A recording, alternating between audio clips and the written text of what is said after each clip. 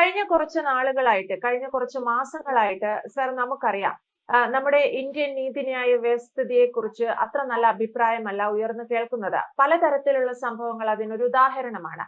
എന്റെ ഒരു ചോദ്യം എന്ന് പറയുന്നത്, ഇന്ത്യൻ ജുഡീഷ്യറി ഏതെങ്കിലും വിധത്തിൽ രാഷ്ട്രീയവൽക്കരിക്കപ്പെടുകയാണോ? അല്ലെങ്കിൽ ഏതെങ്കിലും ഒരു പ്രത്യേക വിഭാഗത്തിന്റെ, പ്രത്യേകം ആളുകളുടെ, പ്രത്യേക സംഘത്തിന്റെ ഒക്കെ ഇഷ്ടത്തിനനുസരിച്ച് ഇന്ത്യൻ ജുഡീഷ്യറി പ്രവർത്തിക്കുന്നു എന്നൊരു അഭിപ്രായം ഉയർന്നു വരുന്നുണ്ട്. ഇത് എത്രത്തോളം ശരിയാണ്? ഇന്ത്യൻ ജുഡീഷ്യറിന്മേലുള്ള സാധാരണക്കാരുടെ വിശ്വാസം കൂടി ഇതോടൊപ്പം ഇല്ലാതാവുകയല്ലേ? അതാണ് നടന്നുകൊണ്ടിരിക്കുന്നത്. അല്ല, ജുഡീഷ്യറിയും രാഷ്ട്രീയക്കാരും തമ്മിൽ ഒരു അഭേദ്യമായ ബന്ധമുണ്ട്. ഇന്ത്യൻ പാർലമെന്റോ അല്ലെങ്കിൽ നമ്മളുടെ അസംബ്ലിയിലോ എടുത്തു കഴിഞ്ഞാൽ അതിലൊരു 25 മുതൽ 30% വരെ വക്കീലന്മാരായിരിക്കും മെമ്പേഴ്സ്. ഇപ്പോൾ പാർലമെന്റ് എടുത്തു കഴിഞ്ഞാൽ മുൻ law minister Kapil Sibal supreme കോടതിയിലെ പ്രമുഖ വക്കീലാണ്. അതുപോലെ തന്നെയാണ് പി ചിദംബരം. അപ്പം പി ചിദംബരമോ കപിൽ സിബലോ നാളെ ദൗർഭാഗ്യവശാൽ ഒരു 20 വർഷം മുമ്പ് ജഡ്ജസ് ആയിരുന്നെങ്കിൽ എന്ത് സംഭവിക്കും? അങ്ങനെ ഒരു പക്ഷേ ഈയിടെ വരെ അവർ ഒരിക്കലും തങ്ങളുടെ പൊളിറ്റിക്കൽ അഫിലിയേഷൻസ്, അവരെ ജഡ്ജിമാരാകുന്നതിന് മുമ്പുള്ള അഫിലിയേഷൻസ് ഒരിക്കലും കാണിക്കാറില്ലായിരുന്നു. ഇപ്പോൾ അവർ കാണിച്ചു തുടങ്ങിയിരിക്കുന്നു എന്ന് കൊണ്ട് പറയേണ്ടി വരും. അതായത് രാഹുൽ ഗാന്ധിയുടെ ഒരു സ്റ്റേറ്റ്മെന്റിനെതിരായ ഒരു മാനനഷ്ട കേസിൽ സുപ്രീം കോടതി ആ കേസ് തള്ളി. പക്ഷേ ആ ജഡ്ജി പറഞ്ഞത്, നിങ്ങൾ ഒരു യഥാർത്ഥ ഇന്ത്യക്കാരാണെങ്കിൽ ഇങ്ങനെ പറയത്തില്ല എന്നൊരു വാചകം പറഞ്ഞു. എനിക്ക് തോന്നുന്നത് അത് അദ്ദേഹത്തിൻ്റെ പൊളിറ്റിക്കൽ താഴ്ച മാത്രമാണ്. പ്രത്യേകിച്ച് രാഷ്ട്രീയക്കാരെ പറ്റി പറയുമ്പോൾ ജഡ്ജിമാർ വളരെ സംയമനം പാലിച്ചാണ് ഇതുവരെ കഴിഞ്ഞിരുന്നത്. അത് അവർ പക്ഷം പിടിക്കാറില്ല. അവർ അതിൻ്റെ മെറിറ്റ് ഓഫ് ദ കേസ് നോക്കി മാത്രം പറയുന്ന തങ്ങളുടെ തീരുമാനങ്ങൾ അറിയിക്കുകയാണ് ചെയ്യാറ്. ഇവിടെ അദ്ദേഹത്തിനെ ക്വാളിഫൈ ചെയ്യും. അപ്പം അത് വളരെ പാർലമെൻറ്റിലും അല്ല വെളിയിലും ഒക്കെ വളരെ ചലനം സൃഷ്ടിച്ചിരിക്കുകയാണ്. അതിനിടയിൽ കൂടെയാണ് ഒരു ന്യൂസ് ബോംബെയിൽ നിന്ന് വരുന്നത്. BJPയുടെ സ്പോക്സ് പേഴ്സൺ ആയിരുന്ന ഒരു സ്ത്രീ വക്കീലിനെ സർക്കാർ ബോംബെ ഹൈക്കോടതിയിൽ ജഡ്ജായി നിയമിച്ചിരിക്കുന്നു. ഇത് കാണിക്കുന്നത് ഇന്നത്തെ നമ്മളുടെ സർക്കാർ, ഭരിക്കുന്ന സർക്കാർ, അത് ഏത് പാർട്ടി ആയിക്കോട്ടെ, ഭരിക്കുന്ന സർക്കാർ തങ്ങളുടെ പാർട്ടിയിൽ പെടുന്നവരെ ജുഡീഷ്യറിയിലേക്ക് തിരികെ കയറ്റുന്നു എന്ന ഒരു സംശയം ബലപ്പെടുത്തുന്നു ഇതുവഴി, ഈ അപ്പോയിൻമെൻ്റ് വഴി. അത് മാത്രമല്ല, ജസ്റ്റിസ് വർമ്മയുടെ കാര്യത്തിലാണെങ്കിലും ജസ്റ്റിസ് കർണൻ്റെ കാര്യത്തിലാണെങ്കിലും കർണനെ സുപ്രീം കോടതി തന്നെ ജയിലിൽ അയച്ചു. കാരണം ചില അലിഗേഷൻസ്, തെളിയിക്കാൻ പറ്റാത്ത ചില അലിഗേഷൻസ് അദ്ദേഹം വക്കീലന്മാർ ജുഡീഷ്യറിയെ പറ്റി പറഞ്ഞ് അദ്ദേഹത്തെ ജയിലിലാക്കി. ഇപ്പോൾ ഇതാ ജസ്റ്റിസ് വർമ്മ ഇംപീച്ച്മെൻറ്റ് വിധേയനാകാൻ വേണ്ടി പാർലമെൻറ്റിൽ നിന്നും വിളിക്കുകയാണ്. ഇതൊക്കെ കാണിക്കുന്നത് ജുഡീഷ്യറിയുടെ ഒരു തികഞ്ഞ അപജയമാണ്. അതോ ഇത് ഒരു വലിയ ജുഡീഷ്യൽ മാനിപ്പുലേഷൻ്റെ പാർട്ടാണോ എന്ന് നമ്മൾ കണ്ടറിയേണ്ടിയിരിക്കുന്നു. കാര്യം വെച്ചാൽ പലരും സംശയിക്കുന്നുണ്ട്, ജുഡീഷ്യറിയിലെ ഹയർ ജുഡീഷ്യൽ അപ്പോയിൻമെൻറ്റ്സ് ലോവർ ജുഡീഷ്യറിൽ നിന്ന് മാത്രമല്ല, ഇതുപോലെ സീനിയർ വക്കീലന്മാരെ അവർ ജഡ്ജിമാരാക്കും, ഹൈക്കോടതിയിലൊക്കെ ജഡ്ജിമാരാക്കും. അവർക്ക് പിന്നീട് സുപ്രീം കോടതിയിലേക്ക് പ്രൊമോഷൻ കൊടുക്കും. അപ്പം അങ്ങനെ പൊളിറ്റിക്കലി അലൈൻഡ് ജുഡീഷ്യറിയെ ആരോ നിർമ്മിച്ചെടുക്കുകയല്ലേ എന്നുള്ളൊരു സംശയമാണ് ഇപ്പോൾ പലർക്കും ഉള്ളത്. അത് ശരിയാകാതെ പോകട്ടെ എന്ന് മാത്രമാണ്. നമ്മളുടെ ഇന്നത്തെ സിറ്റുവേഷനിലെ, ഇന്നത്തെ രാഷ്ട്രീയവും സാമൂഹികമായ സിറ്റുവേഷനിലെ ജുഡീഷ്യറി മാത്രമാണ് സാധാരണക്കാരൻ്റെ നീതി ലഭിക്കാനുള്ള അവസാന ആശ്രയം.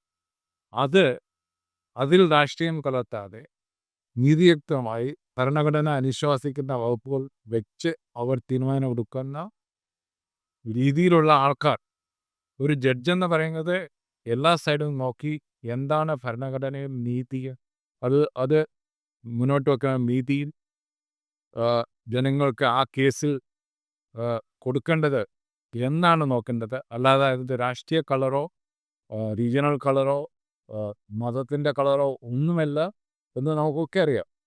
അപ്പം അതിന് വിപരീതമായി ചില നീക്കങ്ങൾ ജുഡീഷ്യറിയിൽ നിന്നുണ്ടാകുമ്പോൾ നമുക്ക് വളരെ ദുഃഖം തോന്നും.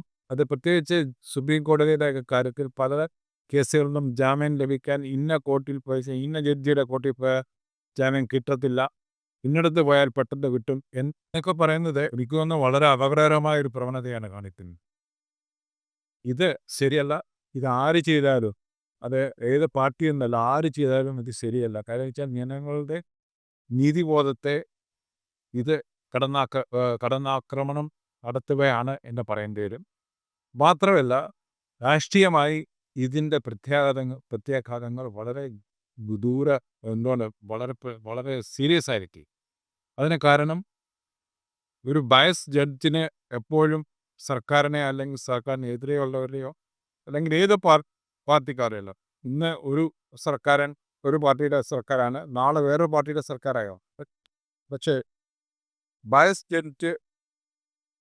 ജഡ്ജിൻ്റെ വിധികൾ നമ്മളുടെ നീതിന്യായ വ്യവസ്ഥയെ തന്നെ കീഴ്മേൽ മറിക്കാൻ പര്യാപ്തമാകും. അതുണ്ടാകാതിരിക്കാൻ എല്ലാവരും ശ്രദ്ധിക്കും ഈ രാഷ്ട്രീയ കളികളുടെ ഇടയിൽ എന്ന് കരുതട്ടെ. മാത്രമല്ല, വേറൊന്ന് ഡൽഹിയിൽ കേൾക്കുന്നത്, ഇപ്പോൾ ജഡ്ജിമാർ സർക്കാരിൻ്റെ ലോയേഴ്സിനെ വളരെ സീരിയസ് ആയിട്ട് എടുക്കാറുണ്ട്. പണ്ടത്തെ പോലെയല്ല. പണ്ട് അതിന് ഒന്ന് പറയാൻ കാരണം, ഇന്ത്യയിലെ ഏറ്റവും വലിയ ലിറ്റിഗന്റ് സർക്കാരുകളാണ്. സർക്കാരുകൾ ജഡ്ജിമാർക്ക് സാലറി കൊടുക്കുന്ന സർക്കാരാണ്. അപ്പോൾ തങ്ങളുടെ സാലറി കൊടുക്കുന്ന തങ്ങളുടെ യജമാനനായ സർക്കാരിൻ്റെ ലോയേഴ്സ് പറയുന്നതാണ് ആപ്തവാക്യമെങ്കിൽ പിന്നെ നീതിയും തേടി ആ കോർട്ടിലേക്ക് ആർക്കും പോട്ട കാര്യമുണ്ട്. സർക്കാരെന്ന് പറഞ്ഞാൽ ഓൾ പവർഫുൾ ആണ്, സോവറിൻ ആണ്. അവരാണ് നീതി നടത്തേണ്ടവർ. അപ്പോൾ സർക്കാരിനെതിരെ എന്തെങ്കിലും പ്രശ്നമുണ്ടെങ്കിൽ സർക്കാരിൻ്റെ ഒരു അഭിപ്രായം വേറെ രീതിയിലാണെങ്കിൽ ഇതിൻ്റെ മുഴുവൻ തിക്തഫലം അനുഭവിക്കുന്നത് ജനങ്ങളാണ്, സാധാരണ ജനങ്ങളാണ്. എനിക്ക് തോന്നുന്നത് കോർപ്പറേറ്റ്സിനും എല്ലാവരും നല്ല ലോയേഴ്സിനെ വെച്ച് എത്ര ബയസ്ഡ് ജഡ്ജ്മെൻ്റ് ഉണ്ടെങ്കിലും അതിനുള്ള ലൂപ്ഹോളുകൾ കണ്ടുപിടിക്കും. പക്ഷെ സാധാരണക്കാർക്ക് എന്ത് ചെയ്യാൻ പറ്റും? അവർക്ക് വലിയ ലക്ഷങ്ങൾ പ്രതിഫലം മേടിക്കുന്ന ലോയേഴ്സിനെടുത്ത് പോകാൻ പറ്റത്തില്ല. അപ്പോൾ ഇത് നമ്മളുടെ നീതിന്യായ വ്യവസ്ഥയോടുള്ള ഒരു സീരിയസ് ആയിട്ടുള്ള ത്രെട്ടാണ്, അവഹേളനമാണ്. ഇത് ആര് ചെയ്താലും, ഏത് പാർട്ടി ചെയ്താലും അത് നിർത്തേണ്ട കാലം അതിക്രമിച്ചിരിക്കുന്നു. മാത്രമല്ല, ഈ ട്രെൻഡ് മുളയിലെ നുള്ളേണ്ട കാലം അതിക്രമിച്ചിരിക്കുന്നു. എനിക്ക് തോന്നുന്നത് ഈ പാർലമെൻറ്റിൽ ഇപ്പോൾ നടക്കുന്ന ഇംപീച്ച്മെൻറ്റും അതുപോലെ തന്നെ സദസ്യനിക്കൽ പ്രമേയവും ഒക്കെ ഇതിലേക്കുള്ള ഒരു ചൂണ്ടുകളൊക്കെ ആകും എനിക്ക് തോന്നുന്നത്.